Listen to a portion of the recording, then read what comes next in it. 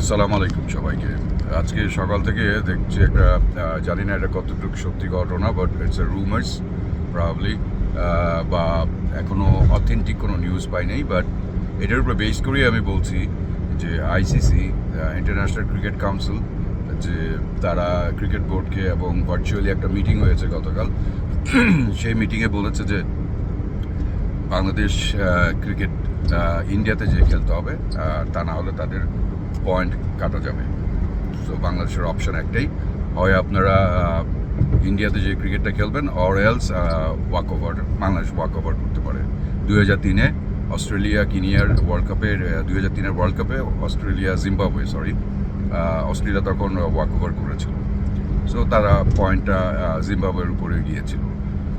So আমার কথা হলো যে Bangladesh cricket board already, Bangladesh সরকার এটার সাথে ইনভলভ আছে, অ্যান্ড দে হ্যাভ ডিসাইডেড যে আমরা ইন্ডিয়াতে যে খেলবো না। কারণ একটা মোস্তাফিজুর রহমানকে যদি সিকিউরিটি না দিতে পারে, তো পুরা টিম, এই 15 জনের টিম প্লাস টিমের সাথে ম্যানেজার, 30-32টা ডিরেক্টর, বাংলাদেশে প্রায় 100 জনের মধ্যে জার্নালিস্ট, এবং তার থেকেও বড় হলো ফ্যান্স, সমর্থকরা যারা আছে।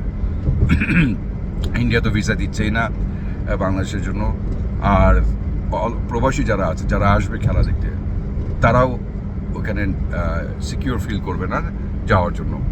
সো আইসিসি আসলে কি বুঝে? আইসিসি কি শুধু পয়েন্ট বুঝে, নাকি নিরাপত্তাটা বুঝে না? আমার প্রশ্ন হলো এটাই। এটা কি কোনো ন্যায় বিচার হলো? I don't think so. So আমাদের কয়েকটা অপশন আছে। হয় আমাদের ইন্ডিয়াতে যেয়ে খেলতে হবে ক্রিকেটটাকে, পয়েন্ট যদি আমরা না হারাতে চাই, অর এলস আমাদের ওয়াক ওভার দিতে হবে দেশকে আগে রেখে। সো আমরা মনে করি দেশকে আগে রেখেই, আমাদের দেশ আগে পরে ক্রিকেট। That's my opinion.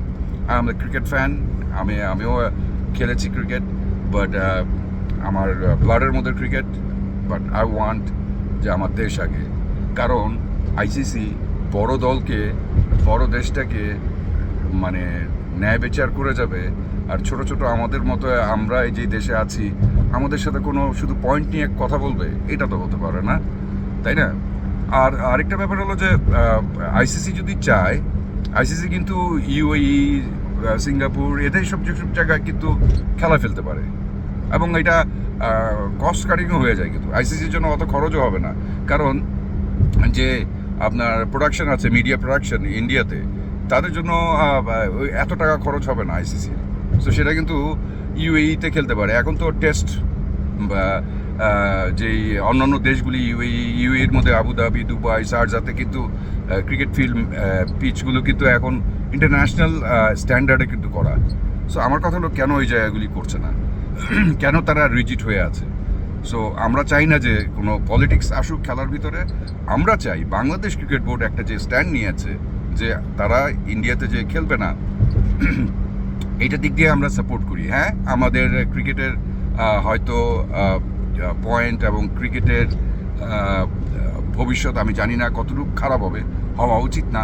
কারণ অন্যান্য দেশও তো কিন্তু, অস্ট্রেলিয়া করেছে, ইংল্যান্ড করেছিল, 2003-এ ইংল্যান্ড করেছিল, যখন ইংল্যান্ডের প্রাইম মিনিস্টার ছিল টনি ব্লেয়ার। তখন টনি ব্লেয়ারের উপরে কেউ হয়তো বলেছিল, কিনিয়ার সাথে খেলা ছিল মোস্ট প্রবাবলি, তো বলেছিল ইরাকের যুদ্ধের সাথে সমর্থন করেছিল টনি ব্লেয়ার, প্রাইম মিনিস্টার ইংল্যান্ডের। তখন ইংল্যান্ডের প্রাইম মিনিস্টার বলেছিল যে তোমরা খেলতে পারবো না, ওয়াক ওভার করো। সো এটা হয়েছে। সো আমরা হয়তো জানি না, আমাদের দেশ অনুযায়ী, আমাদের চিন্তাধারা অনুযায়ী আমাদের দেশ অনেক বড় ভাই। আমরা অস্ট্রেলিয়ার থেকে বড়, আমরা নিউজিল্যান্ড থেকে বড়, সবার থেকে বড়। এটা আমাদের চিন্তাধারা। আমরা সবার কাছে কেন ছোট হতে যাব? So my point is that, যে দেশ প্রথম। কারণ আইসিসি যদি সত্যিই চায়, সত্যি একটা ক্রিকেটকে ধরে রাখতে চায়, এই গ্লোবাল ক্রিকেটটাকে যদি ধরে রাখতে চায়, নিউট্রাল ডিসিশন দিতে হবে। দে হ্যাভ টু সিকিউর আমাদের। এখন যদি আইসিসি বলে যে হ্যাঁ তোমাদের 100% সিকিউর দেবো, কোথায় সিকিউর দিবেন? আপনারা গ্রাউন্ডের মধ্যে সিকিউর দিবেন, আপনার খেলার মাঠে সিকিউর দিচ্ছেন, বুঝুন, মেনে নিলাম।